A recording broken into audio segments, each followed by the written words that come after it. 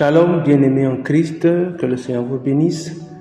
Merci d'être accroché toujours à ce podcast, ces moments de bénédiction, de partage.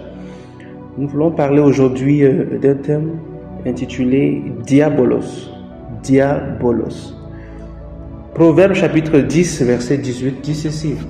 Celui qui dissimule la haine a des lèvres menteuses, et celui qui répand la calomnie est un insensé. Verset 8 de Colossiens 3 dit ceci. Mais maintenant, renoncez à toutes ces choses, à la colère, à l'animosité, à la méchanceté, à la calomnie, aux paroles déshonnêtes qui pourraient sortir de votre bouche. Parmi les péchés de la langue que nous connaissons, mensonges, blasphème, injures, flatteries, il existe un autre qui fera l'objet de notre réflexion, la calomnie.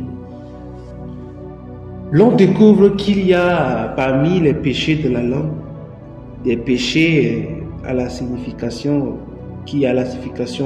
stable et d'autres dont la gravité et le sens se transforment au fur et à mesure. Donc des péchés à la mode et des péchés qui n'éveillent plus l'intérêt et des péchés épidémies.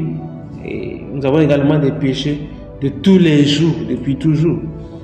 Donc cela se vit chaque jour jusqu'au point où le chrétien n'en rend plus compte.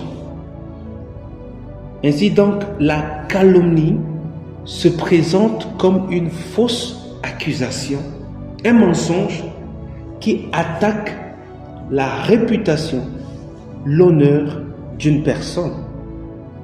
C'est aussi que la calomnie contre un accusé devant la cour de justice est considérée ici comme un faux témoignage. Et ce que la Bible dit à maintes reprises. Donc le Nouveau Testament la désigne ordinairement par les mots grecs de la famille de blasphème.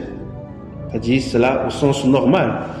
C'est comme une fausse accusation contre un homme, et non pas religieux, c'est-à-dire que accusation contre Dieu. Ce qui nous amène à comprendre que la calomnie est incompatible avec la vie chrétienne. Pourtant, les fidèles chrétiens doivent s'attendre à ces attaques, selon ce que 1 Corinthiens 4, verset 13. Donc, du grec dysphomumeo, qui veut dire également diffamer. Et donc, ils doivent en préserver la doctrine et la voix de Dieu. Mais ce qui va particulièrement attirer notre attention ici, c'est le terme grec qui veut dire diabolos. Ce nom de calomniateur est devenu le titre du diable, qui est l'adversaire, c'est-à-dire l'accusateur de parti pris, selon ce que Pierre nous fait comprendre dans 1 Pierre 5, 8. Menteur et père du mensonge. Et là, la Bible le répète encore dans Jean 8, 44. Donc, quand nous nous laissons emporter par ce péché de la langue, c'est-à-dire la calomnie, nous convertissons littéralement notre langue en un instrument du diable. Raison pour laquelle le terme calomnie, dans l'étymologie, veut dire diabolos. Et de diabolos vient le mot diable.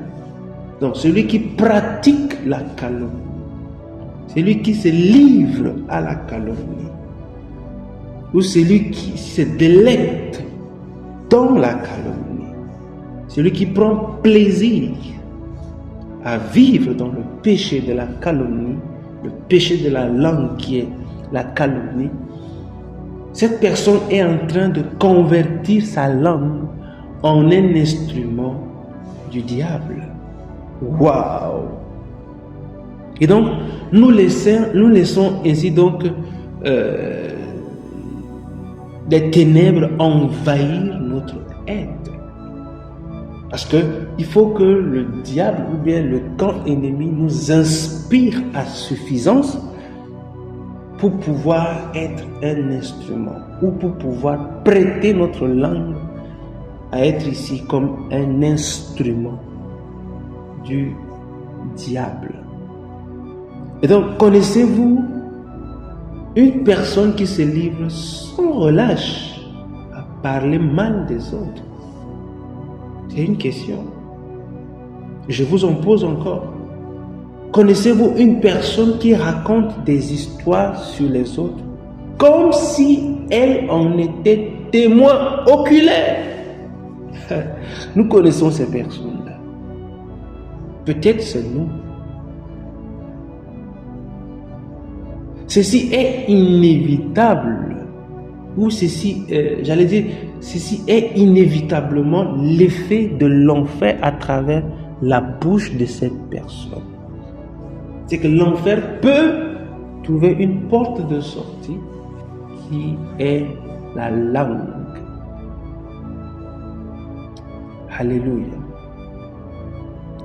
Car la médisance ou la calomnie devient un style de vie où même la conscience devient corrompue et le regret de l'avoir commis même a disparu.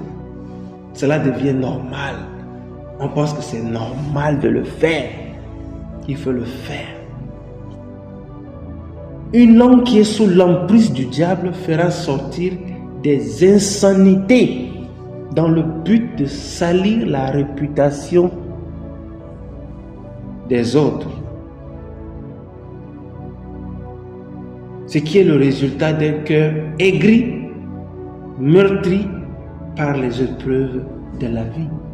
Parce qu'on ne se réveille pas d'un bon matin pour calomnier, pour diffamer les autres.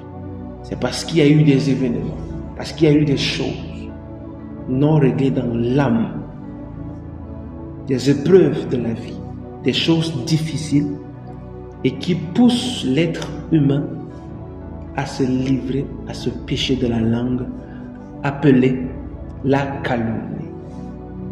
Mais ce que nous devons savoir en conclusion ici, c'est que l'apôtre Paul nous rappelle à l'ordre notre responsabilité de renoncer à la calomnie. Nous devons apprendre à savoir ou bien à avoir le pouvoir sur notre langue.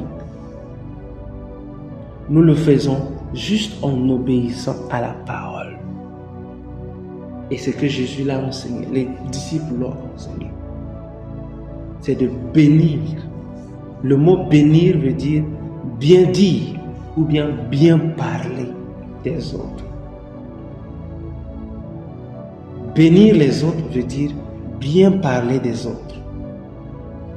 Bénir les autres, c'est dire des bonnes choses à propos des autres. Alléluia.